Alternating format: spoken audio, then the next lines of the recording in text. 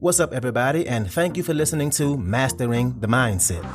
My name is Dariusdotch, and I'm an actor, hip-hop artist, and fitness and life coach. And I'm here to personally help you train and improve your mindset so that you can, 1, become the best version of yourself mentally, and 2, gain focus and motivation to be able to take action and achieve the success in life that you want and deserve. Before we get started, please like and subscribe to my channel, and at the end of this episode, if you liked it, please share it with a friend or a loved one or someone who would benefit from hearing this message.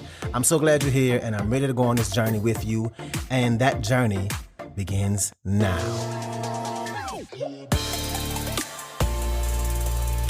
All right, welcome back to another episode. Again, as always, I'm glad you're here. I think this is going to be a really good one, so let's go ahead and jump right in. I'm glad you decided to hear this one.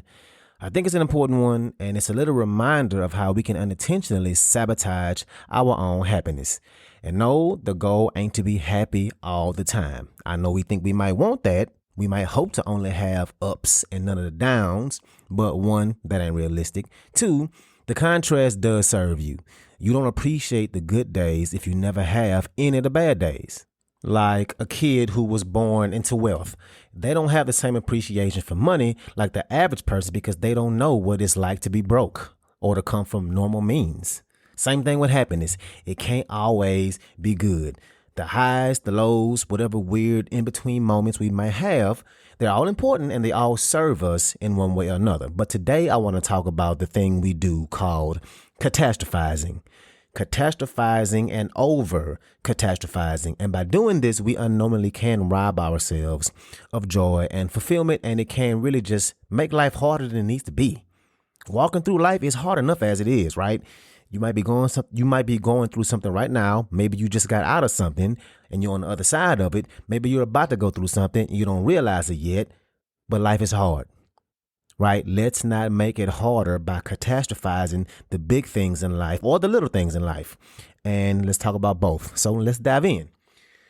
So what is catastrophizing? It's this thing we do as humans by over exaggerating in this massive way in order to feel some type of emotion. Sometimes it looks like us taking a moment and immediately going to the worst case scenario in our brains, and we make this small thing a massive problem. Or we take a minor inconvenience that happened in the morning and we make this commitment to only finding all the things that go wrong throughout the whole day, and we behave as if the day is bad. We take something that happened for 5 minutes and we make it last for the whole day. And we've all been there, done that. And we do this for a few different reasons. And I was looking this up and revisiting this again because I did do an episode like this before, but I wanted to look at it again because I caught myself doing this a little while ago. But what I found out is that it can be kind of a coping mechanism. And one way is by trying to manage future anxiety and stress. And we think that if we stress out about it right now, it'll have a smaller impact on us later down the road, even though we know it ain't really true. Or we can do it to try and get empathy or sympathy and connection with other people.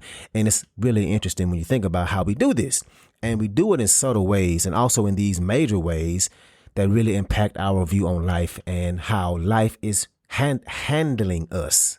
Whew, boy, my mouth does not want to work today. All right, let me keep going. Anyway.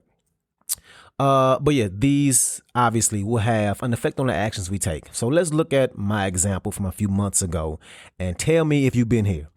So I was running late from work, ended up taking way too long to get ready that day for whatever reason. And I got my shirt on. I poured my travel mug full of coffee. You probably know where I'm going with this. And I go to take a sip.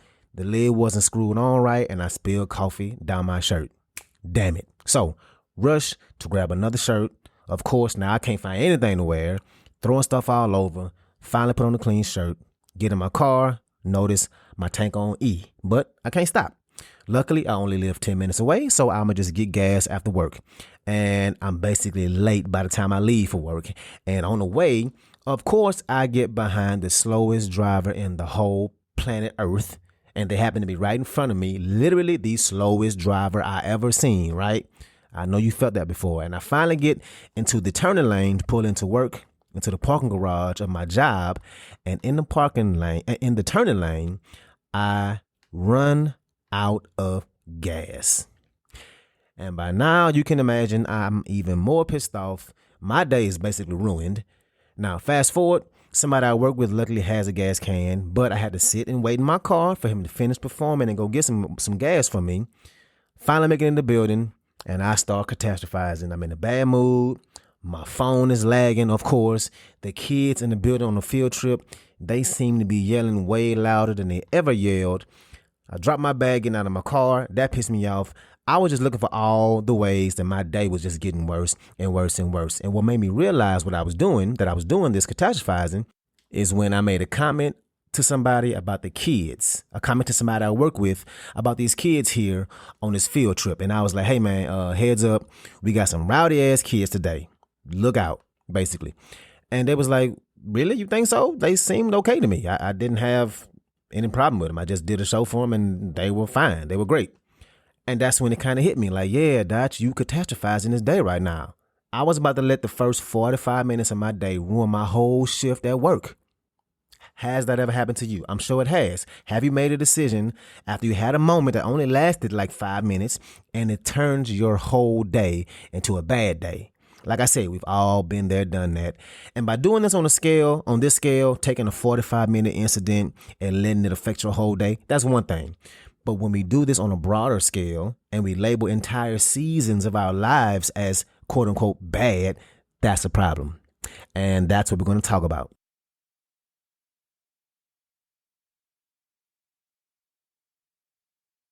So here's the thing. When we do this very human thing, when we take one moment and we catastrophize it, or we take one bad conversation and make it out to be a very big deal, that's understandable. It's going to happen from time to time. But when we do this for seasons, we have to be careful how we put a certain label on it. For example, this might be a time in your life where you would say this is a busy season. You got a lot going on right now. You got a lot on your plate. And every time something gets added to your plate, you say to yourself, I got so much going on. I don't have time for this. I'm too busy. I'm stretched so thin, right? And what happens is your brain does what it's designed to do. It looks for evidence to support that what you believe in. And so while you're feeling so overwhelmed and you feel frantic and you're feeling all the stress and you're like, I'm so damn busy. How can I even function in life properly with all I have going on? And side note, I'm definitely guilty of this. And it's something that I have really been working on to get past and get out of this bad habit. But this is how being busy gets a bad connotation. Being busy doesn't have to mean negative. It doesn't have to mean that that automatically comes with stress. You can be busy and be perfectly happy with being busy. Being busy can actually give you life. It can keep you sharp. It can make you have a different perspective on things when you have those slower seasons and you look around and see how much work you got to get done and you feel like, well, this ain't nothing. I can knock this out no problem. When before, in previous seasons, this might not have felt like a slow season. This amount of work might have been a little harder to actually get done. Anyway, so when we feel this franticness and stress and we have that thought like, oh, I'm so busy, this is stressing me out, that's just human. It's human to have that as a first thought, and you can't really blame yourself for that first thought, like I always say. But your second thought is completely up to you, because your second thought is the one that's going to determine your perspective and then drive your actions. Let me say it again. Your second thought is going to determine your perspective and then drive your actions. So if you made this decision that you're super busy and you have so much going on, and that's the way you think, and that's the way you think about it and yourself, what happens?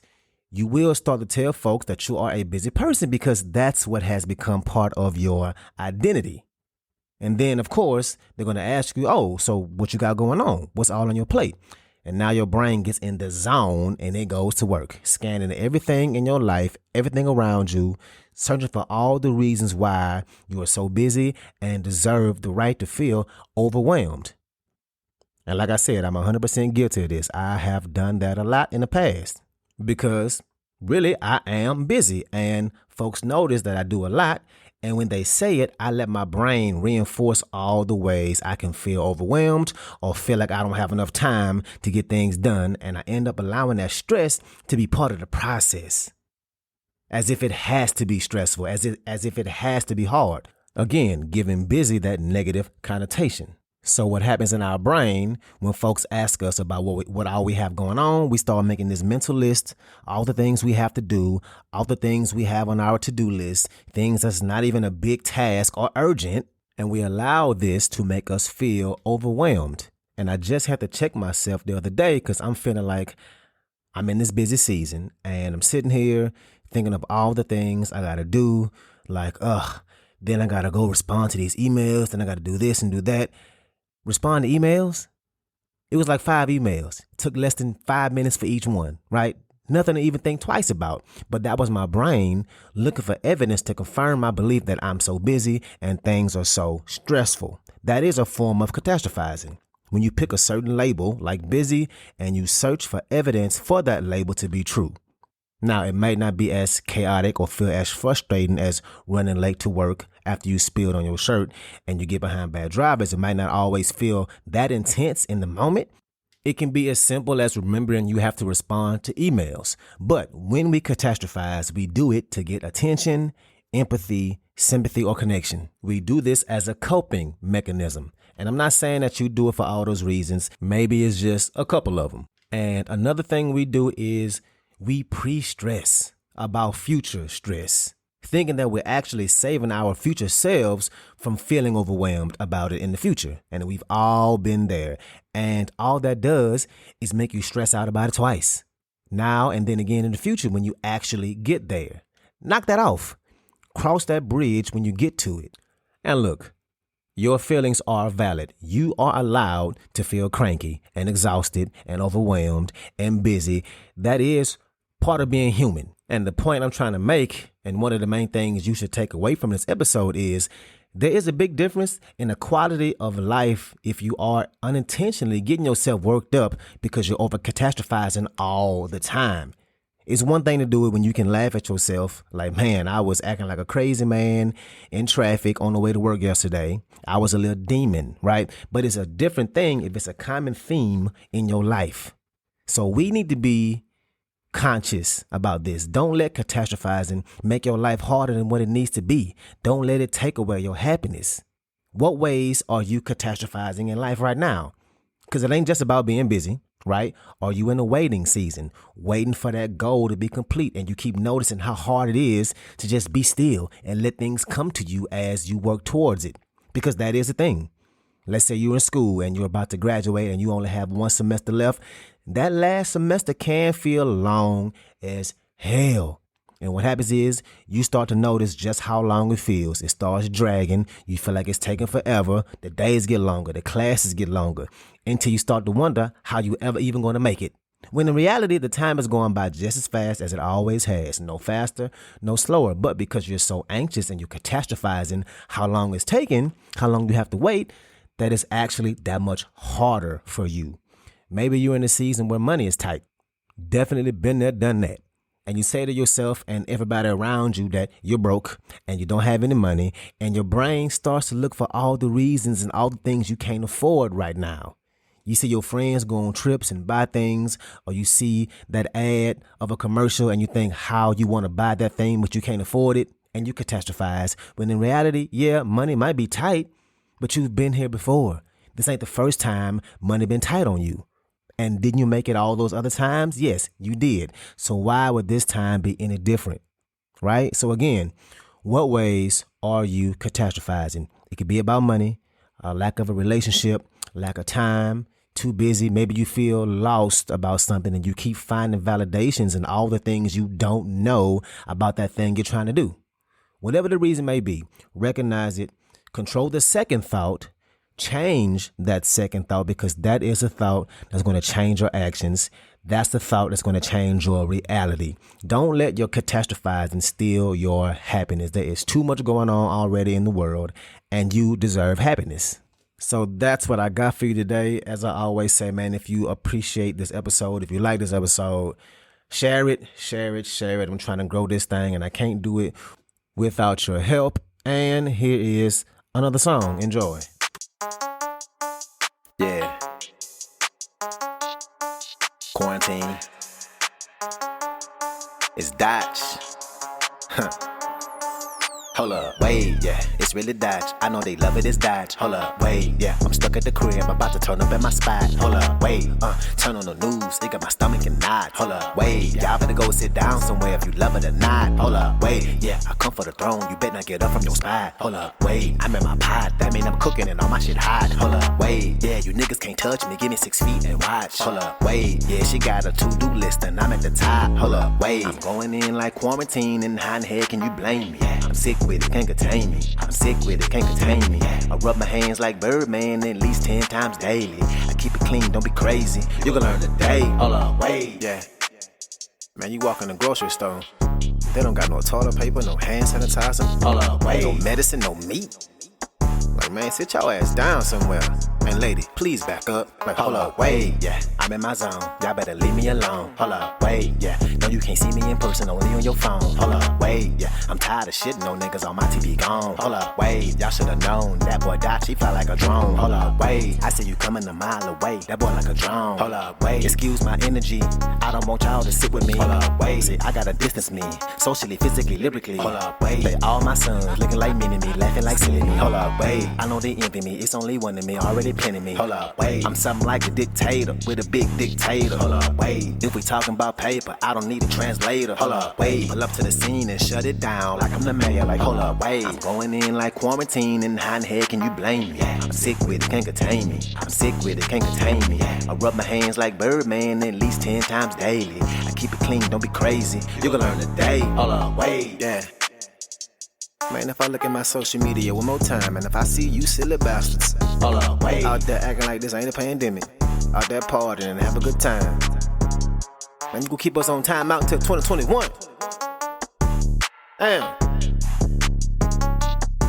Sit down. Hey. Sit down. Yeah. Sit down.